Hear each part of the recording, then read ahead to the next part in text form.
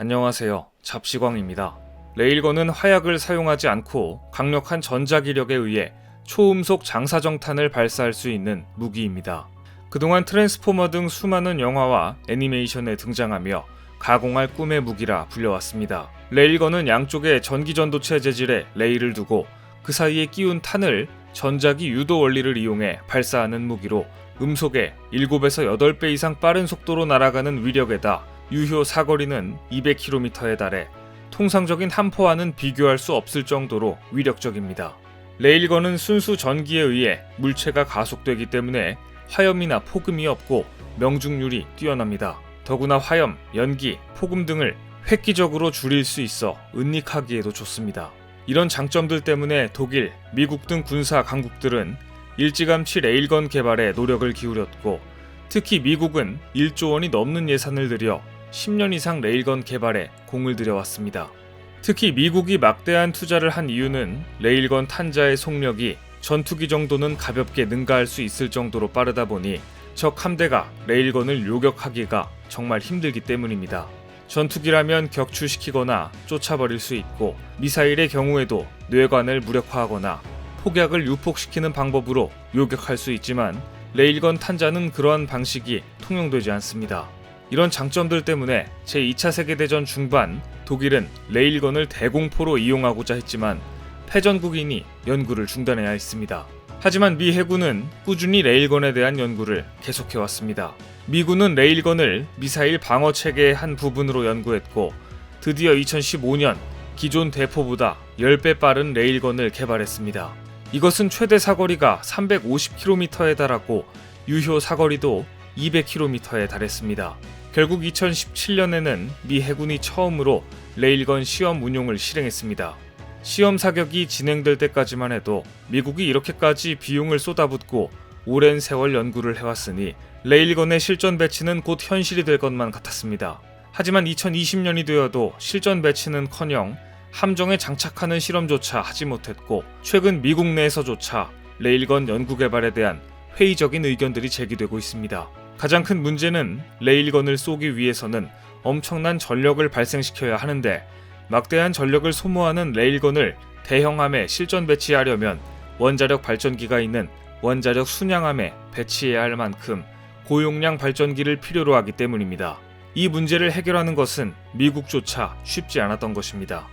2018년 중국 군함이 레일건을 장착한 사진이 해외로 유출되자 중국도 레일건 개발에 박차를 가하고 있다는 분석이 제기됐습니다. 하지만 중국을 비롯해 극소수의 국가에서 개발은 이루어지고 있으나 실전 배치까지는 상당한 시간이 소요될 것이라는 관측이 지배적입니다.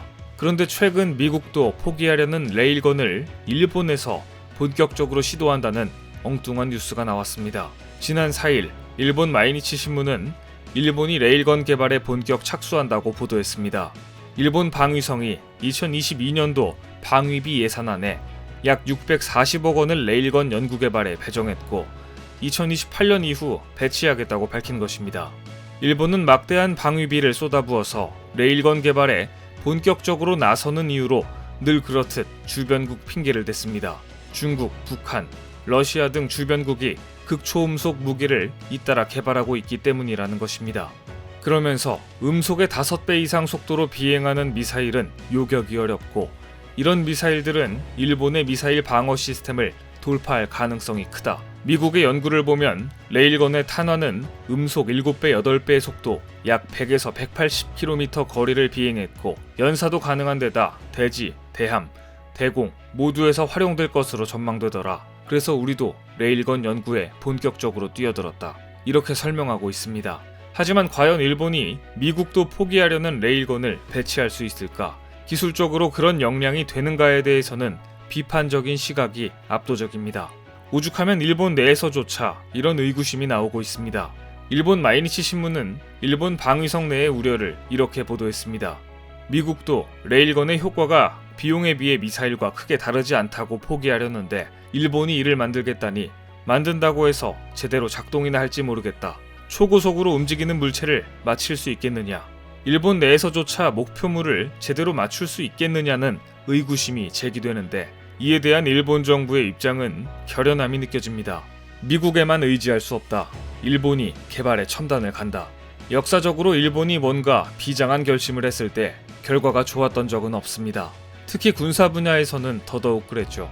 상식적으로 생각해봤을 때도 일본이 레일건을 만들 수도 없지만 만들어도 운영이 불가능합니다. 일본은 지금 당장 자국 내에 필요한 전력조차 부족해서 난리인데 레일건에 들어갈 전력을 어떻게 감당할지 계산도 안 해보고 일을 벌였기 때문입니다. 레일건 발사에 필요한 전력은 일본 가정 7천여 가구가 연간 사용하는 전력인 25메가와트에 달합니다. 전력난에 허덕이는 일본에서 레일건을 사용하려면 국민들은 매일 밤 정전에 시달려야 할 것입니다. 지난해 일본의 전기료는 9개월 만에 최고치를 기록했습니다. 후쿠시마 원전 사고 이후 일본의 주 에너지원은 석탄과 천연가스로 대체돼 왔습니다. 전력난이 심각해지자 원전을 재가동하기 시작했지만 그럼에도 일본 내 전력을 공급하기엔 턱없이 부족했습니다. 결국 부족한 전력 생산을 위해서는 LNG와 석탄 등 기존의 화석연료가 필요한데 최근 전 세계적인 에너지 위기로 자원 가격이 오르면서 전력 생산 비용이 최고치를 기록했습니다.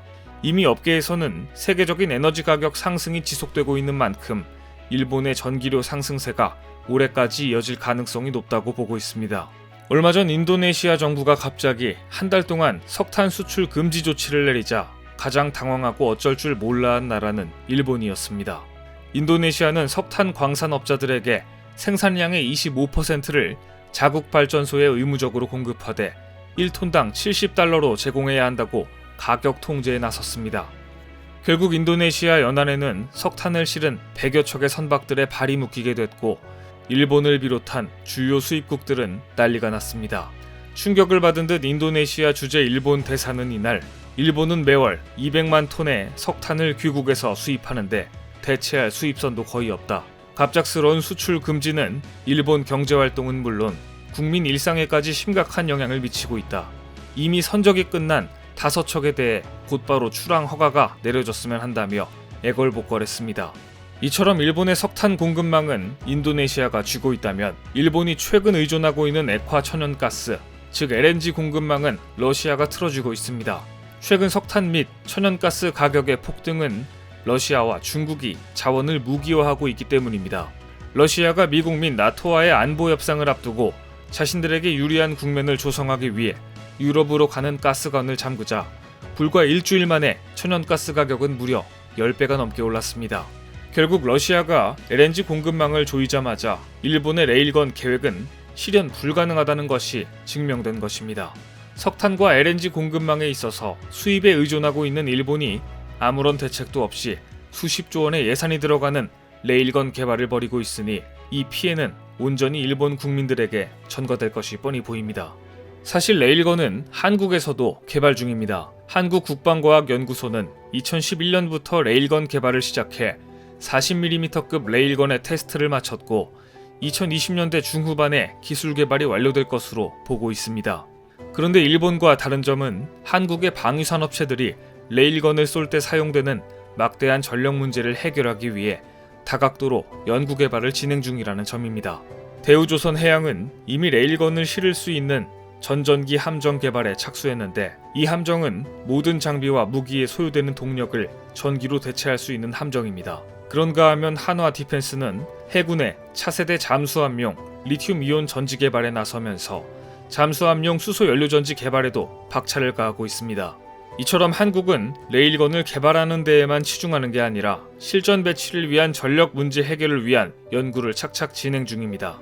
배터리, 수소, 원자력 등 전력에 필요한 모든 분야에서 기술력으로나 에너지 수급 문제로 보나 한국의 레일건 개발이 일본보다 훨씬 더 설득력이 있어 보입니다. 오늘 준비한 소식은 여기까지입니다. 댓글을 통한 여러분들의 많은 의견 기다리겠습니다. 많은 분들의 생각이 모였을 때 진정 가치 있는 지식이 완성될 것입니다. 시청해주셔서 감사합니다.